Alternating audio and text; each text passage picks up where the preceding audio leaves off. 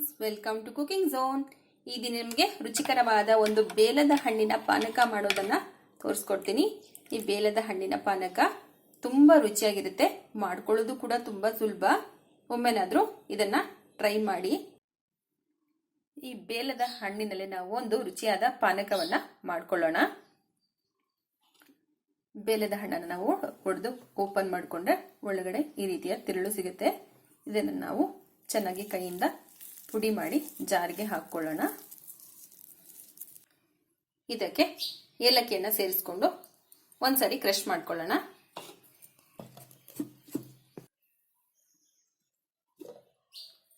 ಇದನ್ನ ನಾವು ಕ್ರಷ್ ಮಾಡಿದ ನಂತರ ಬೆಲ್ಲವನ್ನ ಕರಗಿಸಿ ಶೋಧಿಸಿರುವಂತಹ ನೀರನ್ನ ಇದಕ್ಕೆ ಸೇರಿಸ್ಕೊಂಡು ಮತ್ತೊಮ್ಮೆ ರುಬ್ಕೊಳ್ಳೋಣ.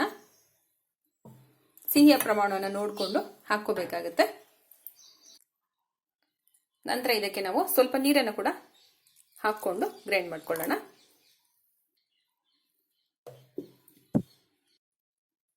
ಇದನ್ನ ನಾವು ನುಣ್ಣಗೆ ರುಬ್ಕೊಂಡಾಗಿದೆ. ಇದಕ್ಕೆ ನಾವು ಮತ್ತಷ್ಟು ನೀರನ್ನ ಸೇರಿಸ್ಕೊಳ್ಳೋಣ.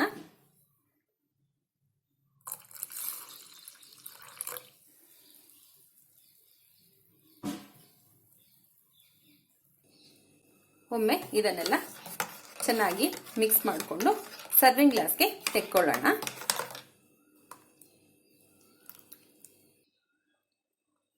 ಈಗ ರುಚಿಕರವಾದ ಬೇಲದ ಹಣ್ಣಿನ ಪಾನಕ ರೆಡಿಯಾಗಿದೆ. ಈ ಬೇಲದ ಹಣ್ಣಿನ ಪಾನಕ ತುಂಬಾ ರುಚಿಯಾಗಿರುತ್ತೆ, ಮಾಡ್ಕೊಳ್ಳೋದು ಕೂಡ ತುಂಬಾ ಸುಲಭ. ಮಕ್ಕಳಿಗೆ, ದೊಡ್ಡವರಿಗೆ ಎಲ್ರಿಗೂ ತುಂಬಾ ಇಷ್ಟ ಆಗುತ್ತೆ. ಒಮ್ಮೆ ಏನಾದ್ರೂ ಮಾಡ್ಕೊಳ್ಳಿ. ನಿಮಗೆ ಈ ರೆಸಿಪಿ ಇಷ್ಟ ಆಗಿದ್ರೆ ನಮ್ಮ ಚಾನಲ್ನ ಲೈಕ್ ಮಾಡಿ, ಶೇರ್ ಮಾಡಿ, ಸಬ್ಸ್ಕ್ರೈಬ್ ಮಾಡ್ಕೊಳ್ಳಿ. ಹಾಗೆ ಕಾಮೆಂಟ್ ಕೂಡ ಮಾಡಿ. ಹೊಸ ರೆಸಿಪಿಗಳಿಗೋಸ್ಕರ ನೋಟಿಫಿಕೇಶನ್ ಬೆಲ್ ಅನ್ನ ಪ್ರೆಸ್ ಮಾಡಿ. Thank you for watching.